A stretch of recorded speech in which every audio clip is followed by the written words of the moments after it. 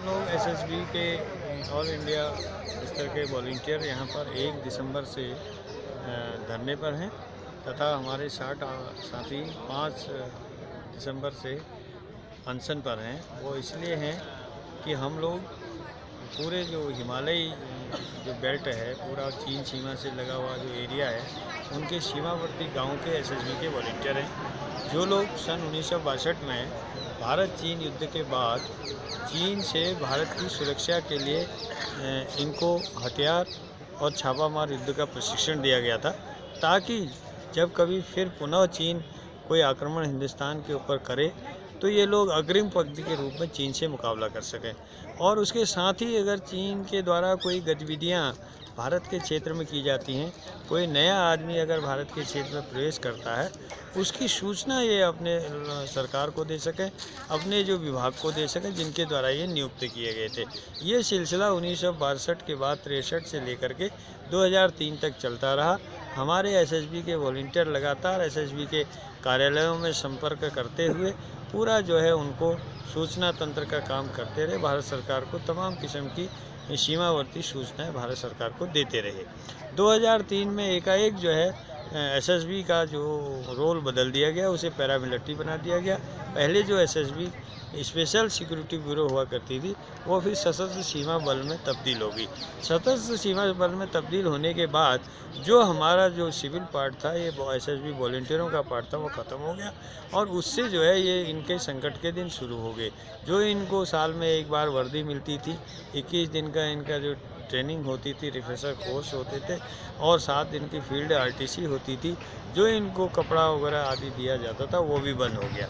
उसके बाद एक और मामला हुआ, हमारे जैसे ही मणिपुर के एसएसबी वॉलंटियरों को एसएसबी में स्थायी नियुक्ति दे दी गई। स्थायी नियुक्ति दे दी गई और उन्हें पूरी जो है सुविधाएं दे दी गई, पेंशन की सुविधा दे दी गई। लेकिन शेष जो देश के वॉलंटियर थे, उनको छोड़ दिया गया। तब से लगातार हम भारत सरकार से मणिपुर की ही भांति एसएसबी के अन्य राज्यों के वॉलंटियरों को भी नौकरी और पेंशन की मांग कर रहे हैं। और तब से हमने तमाम राज्यों में, अपने अपने राज्यों में, उत्तर प्रदेश, उत्तराखंड, जम्मू कश्मीर, हिमाचल, असम, अरुणाचल, सभी राज्यों में पहले प्रदर्शन किए, धरने किए, वहाँ से हज़ारों ज्ञापन केंद्र सरकार को भेजे। उसके बाद हम 3-4 साल से दिल्ली में भी लगातार जो है धरना प्रदर्शन कर रहे हैं। इस बीच सरकार ने कुछ वार्ता भी हमारे साथ की और 9 मई 2011 को एसएसबी ने एक सिफारिश बड़ी जिद्दोजहद के बाद भारत सरकार को हमारे पक्ष में भेजी है, जिसमें उन्होंने कहा है कि जो शेष देश के वॉलंटियर हैं, एसएसबी के वॉलंटियर हैं, वो भी मणिपुर की ही भांति सुविधाएं पाने के हकदार हैं, वो भी उसी तरह के वॉलंटियर थे। और उसके बाद भारत सरकार ने, गृह मंत्री जी ने 2-3 बार हमको भी बैठकों में आमंत्रण दिया। एक बैठक हमारी 5 सितंबर 2013 को गृह मंत्री जी के साथ हुई, जिसमें 10 माननीय सांसद उपस्थित थे और एक मंत्री उपस्थित थे जो उत्तराखंड के चीफ मिनिस्टर हैं अब हरी रावत जी। तो उस समय ये तय हुआ था कि नौकरी होगी एसएसबी स्वयं सेवकों को, यदि राज्य राजी हुए तो राज्यों के सहयोग से या फिर केंद्र सरकार नौकरी देगी, और अन्य जो नौकरी की आयु सीमा पार कर चुके हैं उनको हम एक मुश्त सहायता या वन टाइम सेटलमेंट का पैकेज देंगे, या फिर उनको कुछ जो है न्यूनतम पेंशन की धनराशि देंगे। जब 5 सितंबर को ये हमारा समझौता हो गया, उसके बाद जब हम लगातार सरकार के संपर्क में रहे, जब ये कार्य आगे नहीं बढ़ा तो भी हम लगातार केंद्र सरकार के पास आते रहे। तो उसके बाद 11 फरवरी 2014 को पुनः सुशील कुमार शिंदे जी की अध्यक्षता में एक बैठक हुई, जिसमें 20 माननीय सांसद थे, 4 केंद्रीय माननीय मंत्री थे। उसमें ये स्पष्ट जो है तय हो गया कि हम जो है नौकरी योग्य एसएसबी वॉलंटियरों को नौकरी देंगे तथा शेष को वन टाइम सेटलमेंट अथवा पेंशन देंगे। नौकरी योग्य एसएसबी स्वयंसेवकों को नौकरी देने के लिए 19 फरवरी को भारत सरकार के गृह सचिव अनिल गोस्वामी जी ने राज्यों को एक पत्र लिखा जरूर, वो पत्र हमारे पास मौजूद है, और कई राज्यों ने उसका कोई उत्तर ही नहीं दिया, कह दिया, हाथ खड़े कर दिया, हमारे पास साधन नहीं है। उत्तराखंड सरकार ने थोड़ा बहुत कोशिश करी है, वहाँ कुछ प्रोसेस चल भी रही है। शेष राज्यों के वॉलंटियरों की ये भी शिकायत है कि उनकी सरकारों ने कोई जो है इसमें तवज्जो नहीं दी उस पत्र पर और लिख दिया कि हमारे पास कोई साधन नहीं है। इसलिए अब ये मामला दिल्ली में आकर के फिर अटक गया है, क्योंकि उसके बाद 5 मार्च को आचार संहिता का चुनाव हो गया, चुनाव की आचार संहिता लगी थी और 21 मार्च को पुनः सुशील कुमार शिंदे जी ने हमारे बिहार में तत्कालीन जो केंद्रीय मंत्री थी दीपा दास मुंशी श्रीमती, उनको एक पत्र लिखा कि आचार संहिता के चलते हम जो है ये पैकेज वाला प्रस्ताव, हम जो आर्थिक सहायता वाला प्रस्ताव पारित नहीं कर पा रहे हैं, वन टाइम सेटलमेंट वाला, और जो नई सरकार आएगी वो इसको कंटिन्यू करेगी, आगे इसको बढ़ाएगी। लेकिन जब से मोदी जी की सरकार आई उसके बाद हम लगातार विभिन्न राज्यों से ज्ञापनों के माध्यम से तथा दिल्ली स्वयं आकर के गृह मंत्रालय में पहल करके यहाँ पर प्रधानमंत्री कार्यालय में, साउथ ब्लॉक में, नॉर्थ ब्लॉक में भी हम गृह मंत्रालय में ज्ञापनों को देते रहे और बल्कि गृह राज्य मंत्री जी से भी हमने 3-4 बार इस बीच मुलाकात की।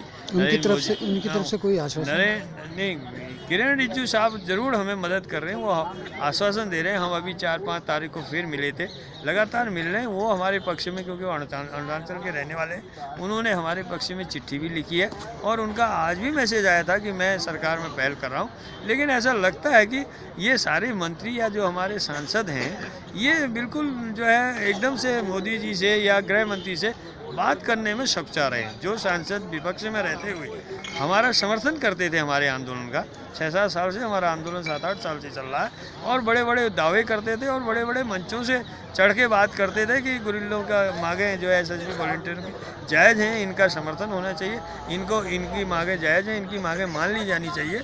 जो हमारे साथ बातचीत में उपस्थित रहते थे, भगत सिंह कोश्यारी जी, वीरेंद्र कश्यप जी, शांता कुमार जी, कई लोग हमारे साथ पहले आते थे आंदोलन में, वो आज नदारत हैं, वो डर रहे हैं अपनी ही सरकार से।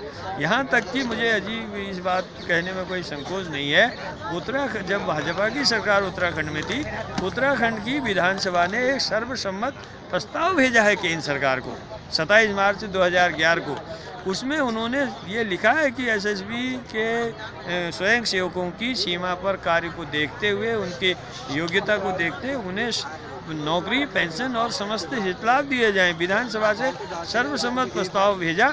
उस विधानसभा के 3 विधायक आज यहाँ सांसद हैं, जिसमें भुवनचंद्र खंडूरी जी, रमेश पोखरियाल निशंक जी और अजय टमटा जी उस विधानसभा में वो विधायक थे। आज वो तीनों यहाँ सांसद हैं। जो प्रस्ताव खुद उन्होंने अपनी विधानसभा से पारित करके भेजा, उस प्रस्ताव का समर्थन को लेकर के या उस प्रस्ताव की बात को लेकर के वो प्रधानमंत्री नरेंद्र मोदी से मिलने और तथा गृह मंत्री राजनाथ जी से मिलने में भी उनको संकोच हो रहा है, हमारी बात को उनसे कहने में भी उनको संकोच हो रहा है। अब इसे क्या कहा जाए? ये इसे अजीब विडम्बना ही कहा जाएगा कि जब वो विपक्ष में थे तब हमारा समर्थन कर रहे थे, आज खुद सरकार में है तो हमारी मांगों का समर्थन नहीं कर रहे हैं। हालांकि वो यहाँ पर 1-2 सांसद आए भी हैं, अजय टमटा जी, महारानी जी, अन्य और राज्यों के ये जितने भी सांसद आए, इन लोगों ने आप लोगों को क्या कोई आश्वासन दिया है कि भाई हम जो सांसद आए, क्योंकि मैंने ये कहा कि ये सांसद पता नहीं इतने क्यों पंगु या अपने आप को कमज़ोर क्यों महसूस कर रहे हैं। इन्होंने सिर्फ बात करने की बात कही है। इन्होंने कहा कि हम सरकार में आपकी बात रखेंगे, कोई आश्वासन हो। एक सिर्फ शांता कुमार जी ने जरूर ये कहा था, वो सीनियर सांसद भी हैं, अपने भाषण में उन्होंने ये कहा था कि मैं इसको पूरी तरह से पुरजोर इसमें कोशिश करूंगा। आश्वासन तो वो भी स्पष्ट नहीं दे पाए। आश्वासन गृह राज्य मंत्री नहीं दे पा रहे हैं तो दूसरे व्यक्ति क्या आश्वासन दे पाएंगे? गृह राज्य मंत्री का आज भी मैसेज आया कि हम इस काम को करवा रहे हैं, हम इसको जल्दी से जल्दी आपको जो है इसका सकारात्मक पहलू आपके सामने आएगा, मैं इस पर लगाऊँ, ये जो है उन्होंने कहा। तो ये स्थिति हमारे सामने है। और दूसरी बात मैं देश और समाज के लिए ये कहना चाहता हूँ, ये उन सीमाओं से जुड़े हुए लोग हैं जो चीन से, जो हमको आजकल आप देखिए बार बार जो है चीन के बारे में आ रहा है कि वो कभी लेह लद्दाख में लाल रंग लगा देता है, कभी जो है वो झंडे हिंदुस्तान के यहाँ आ जाता है, कहीं पर हमारी वहाँ पर नहर बन रही होती है उस काम को रोक देता है, वो कहता है ये हमारा हिस्सा है। तो इसी चीज़ को निगरानी के लिए, इसी चीज़ को जो है वो तो वहाँ पर काम करने के लिए इन गुरिल्लों को तैयार किया था। इन गुरिल्लों का बहुत बड़ा योगदान है। दरअसल जब 1962 का युद्ध हुआ था, पूर्वोत्तर में हमारी जो सेना थी वो बहुत पीछे थी, उसको जाने में बहुत समय लगा। तब तक अरुणाचल प्रदेश का 45,000 वर्ग किलोमीटर एरिया चीन ने कब्जा चुका था जब तक हमारी सेना पहुंची। तब कहीं जाके उससे सबक लेते हुए जवाहरलाल नेहरू जी ने तमाम देशों की सुरक्षा व्यवस्थाओं का अध्ययन करने के बाद ये एक बल बनाया था। और जो एकमात्र भारत का ऐसा बल है, सरकारी स्तर का बल है, जो स्वयंसेवक बल है और राष्ट्र सेवा से ओतप्रोत है। और इसको जो उस समय कार्य दिया गया था, 3 शब्दों में इसका कार्य समाया था: सेवा, सुरक्षा, बंधुत्व। यानी कि इनको सेवा भी करनी थी, सुरक्षा भी देनी थी और भाईचारा भी बढ़ाना था। और पूरे सीमावर्ती एरिया को, जो विभिन्न हमारा जम्मू कश्मीर से लेके असम अरुणाचल तक विभिन्न भाषी, विभिन्न वेशभूषा वाले लोग थे, उनको जो हिंदुस्तान को तब जानते भी नहीं थे। 1952 ऐसा था कि बहुत सारे दूर दराज तक भारत की सरकार पहुंची भी नहीं थी। और जब हमारे सैनिक वहाँ सीमा की ओर बढ़े तो वहाँ के लोगों को ये पता नहीं था कि कौन हमारी दुश्मन सेना है, कौन हमारी मित्र सेना है। सीमा पर कहीं कहीं ऐसी स्थिति भी भारत सरकार को तब भुगतनी पड़ी। तो तब उस समय ये परिस्थितियाँ आई कि जब ये वॉलंटियर तैयार किए गए तो इन्होंने पूरे सीमावर्ती क्षेत्र को हिंदुस्तान का अंग बनाया। वहाँ पर हिंदुस्तान की, भारत के प्रति उनको देशभक्ति जगाई। वहाँ पर ये नारा दिया, उनकी सेवा भी करी, सुरक्षा भी करी, भाईचारा भी सिखाया। और पूरे जम्मू कश्मीर से लेके असम अरुणाचल तक के एरिया को हिंदुस्तान के साथ रहने, भारत सरकार के साथ प्रतिबद्ध रहने के लिए इन्होंने बहुत बड़ा योगदान किया। यही नहीं, बांग्लादेश के युद्ध में एसएसबी वॉलंटियरों का बहुत बड़ा योगदान रहा है। कारगिल के युद्ध में एसएसबी वॉलंटियरों का बहुत बड़ा योगदान रहा। या हम तो ये तक दावा करते हैं, आज इस बात का अगर जांच की जाए, इस बात का अगर पता लगाया जाए, अगर एसएसबी के वॉलंटियर की सूचना को भारत सरकार उस समय संज्ञान में ले लेती तो कारगिल जैसा युद्ध ही नहीं होता। सबसे पहले जिस समय भारत की सेना ऊंचाइयों से नीचे आ जाती है, हिमालय से नीचे आ जाती है मैदानी क्षेत्रों की ओर जहाँ कम ठंडा होता है, वहाँ पर जब गडेरिए आ रहे थे, उन्होंने ये सूचना दे दी थी जो एसएसबी के वॉलंटियर थे कि पाकिस्तान की ओर से कुछ लोग ऊपर चढ़ते हमने देखे हैं, वो ऊपर को चढ़ रहे हैं। और उसका यहाँ दिल्ली तक उसकी सूचना भेज दी गई, लेकिन भारत सरकार ने उस समय संज्ञान में नहीं लिया। और उसका परिणाम हुआ कि कारगिल जैसा युद्ध हुआ, उसमें काफ़ी लोगों भी जाने गई और काफ़ी देश को नुकसान भी सहना पड़ा। इसी तरह से बांग्लादेश में जो मुक्ति वाहिनी ने काम किया, उसमें एसएसबी के वॉलंटियर भी जो है छापामार युद्ध के जो प्रशिक्षित वॉलंटियर भी उस समय काम कर रहे थे, जो बांग्लादेश को आज़ाद कराने में उनका योगदान रहा है। सिक्किम को भारत का अंग बनाने में एसएसबी वॉलंटियर का बड़ा योगदान रहा है।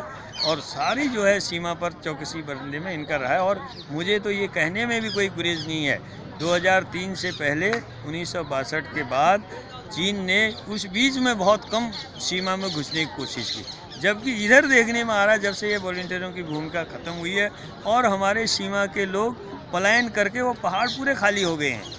जो हमारे गांव थे, जो वहाँ लोग बसे हुए थे, वो धीरे धीरे रोटी रोज़गार उनके पास नहीं है, वो गरीबी बेरोजगारी से पूरे पहाड़ के पहाड़ खाली हैं। तो तब से वहाँ पर जो है एसएसबी वॉलंटियरों की भूमिका ख़त्म होने के बाद ही चीन का साहस बढ़ा है। उसको ऐसा लगता था 2003 से पहले कि अब 1962 की तरफ खुला मैदान मिलने वाला नहीं है, क्योंकि गाँव के किस घर से ट्रेंड वॉलंटियर किस घर में बैठा है और कहाँ से गोली आएगी उसको ये पता नहीं था। उसको पता था कि सेना नहीं भी है तो गांव का व्यक्ति राइफल में ट्रेंड है, वो कहीं से भी गोली आ सकती है, कहीं से भी उसके ऊपर अटैक हो सकता है, कहीं से भी एम्बुलेंस लग सकता है, कहीं से भी कार्रवाई हो सकती है। तो ये अभी अगर सरकार की तरफ से कोई वो नहीं आता, आपका कब तक यहाँ पर रुकने? नहीं, हमारा तो अनिश्चितकालीन है। हम 7-8 साल से आंदोलन कर रहे हैं। हमने शांतिपूर्वक बहुत सारे प्रदर्शन कर दिए, हमने लाठियाँ भी झेल ली हैं, कई बार हमारे पास लाठीचार्ज भी हो चुका है। देहरादून में तो 2 बार हुआ है, कई मुकदमे हमारे पास सरकार ने लगाए। अब तो हम आखिरी लड़ाई लड़ने के लिए आ गए हैं। जब यहाँ हम बैठ गए हैं तो आखिरी लड़ाई लड़ें, क्योंकि हमारा प्रोसेस इस सरकार ने बहुत ज़्यादा नहीं करना है। बहुत सारा प्रोसेस पिछली सरकार करके गई है, एक प्रस्ताव बना के गई है, एक समझौता हमारे साथ करके गई है, एक बहुत बड़ी मीटिंग गृह मंत्री की अध्यक्षता में वो सरकार करके गई है। इन्होंने तो सिर्फ उसको लागू करना है। एसएसबी ने सिफारिश हमारे पक्ष में भेज दी है, इन्होंने तो क्रियान्वयन करना है। इन्होंने तो बहुत ज़्यादा काम ही नहीं करना है, काम तो सारा हो चुका है, काम सिर्फ इन्हें क्रियान्वयन का करना है, उस प्रस्ताव को टेकअप करना है।